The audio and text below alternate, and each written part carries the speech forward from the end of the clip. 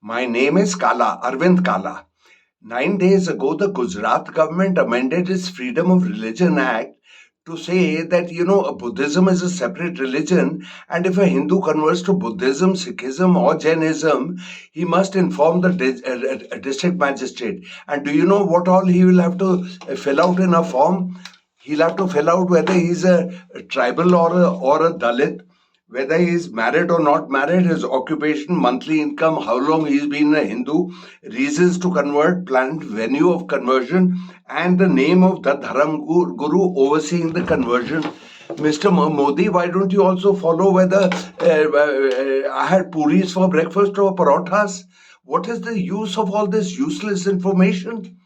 Now I know what has that. Maybe it has not been orchestrated by the center, but what has happened after Modi and Shah have come to power is that there's competition among BJP chief ministers to sound more Hindu fundamental.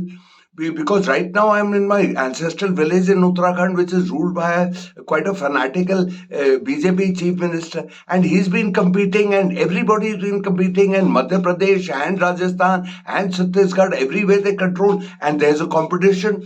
Let's get into the good books of Modi and Shah. So the psychophancy of Modi and Shah has led to increased Hindu fundamentalism, and at the same time they're feeding that paranoia, not that it is being fed, that Hindus are falling far behind in numbers and the others are growing.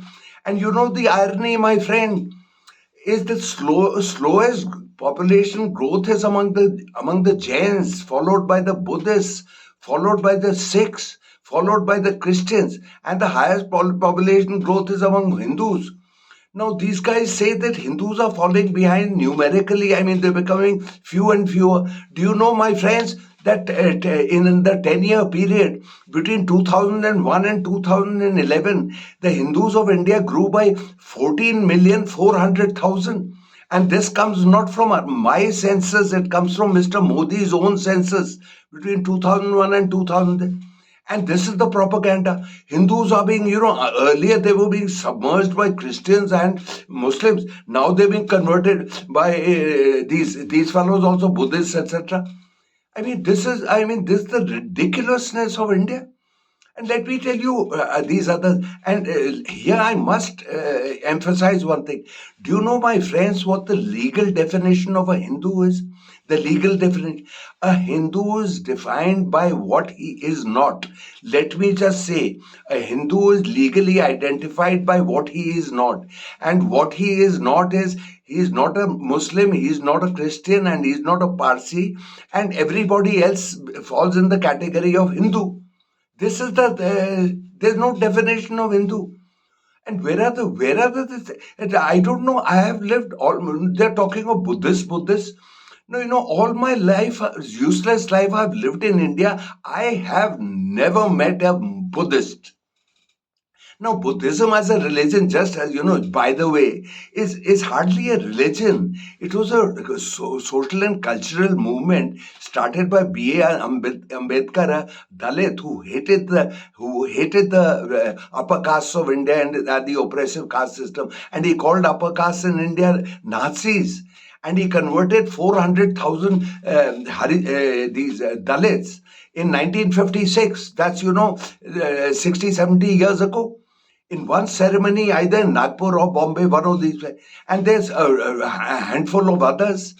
And, and it's mostly in Gujarat and elsewhere, people become Buddhists to escape the oppression of the Hindu caste system. So, Mr. Modi, what you should look at is, if people in Gujarat are converting to Buddhism, are you giving the Dalits there a good deal?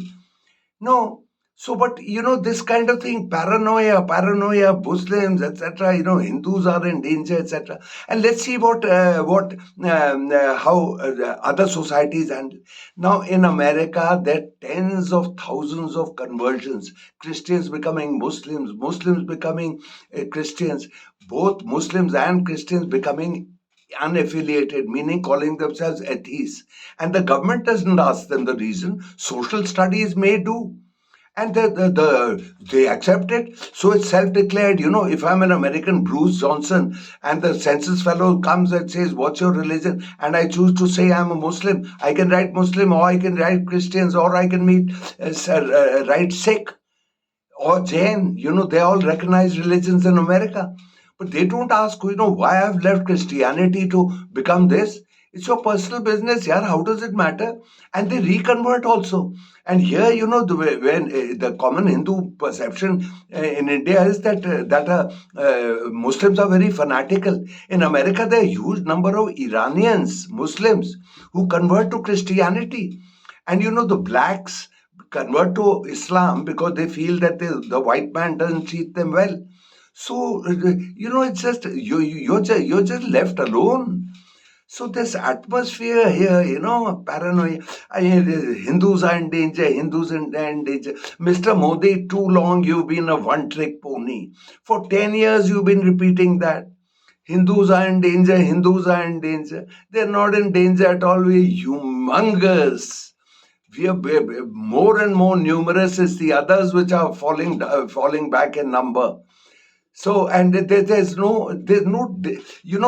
Modi is introducing these differences even among Hindus and Sikhs and etc. etc. Now, what is a Sikh? If I wear a turban and a beard, I become a Sikh because nobody will say I'm not a Sikh. But if a Sikh doesn't have a turban and doesn't have a beard, he still remains a Sikh in the eyes of his relatives, of his friends, of his community. Because I've seen Sikhs all over. I've lived my life in Delhi and Manali, etc., and North India, and they're Sikh. And there's, someone is shaven, somebody doesn't wear a turban, somebody wears this, and then they all remain Sikhs. So, this is religion, etc., etc., is just irrelevant in these days of today. And what Mr. Modi's focus should be, let me talk of the harsh realities of India, something which never ceases to stun me. 42% of Indian children below the age of 5 don't get nutritious food, and they're wasted and stunted. Now, when you're wasted or stunted, your brains don't grow. So there are these hundreds of thousands of children, poor children, whose brains don't grow. How they're going to live till 60, 70, 80, whatever? How are they going to look after themselves if their brains don't grow?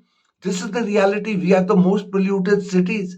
We have no hospital, not enough doctors. People can't afford medical care. They don't get hospital care, and the air is foul.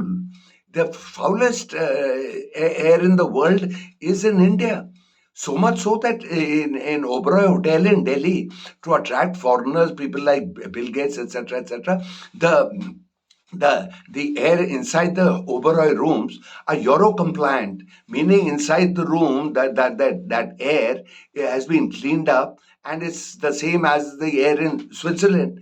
Just to get that, this is the state of India.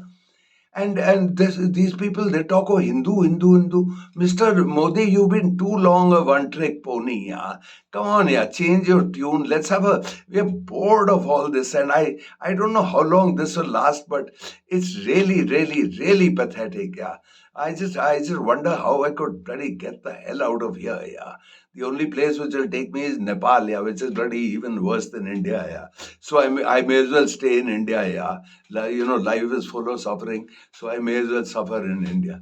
Well, friends, it's time for me to say farewell. I think I talk a lot of sense. So if you like this, please send it to your relatives and office colleagues, etc., neighbors, everybody, and I'll bid you farewell. So see you later, alligator.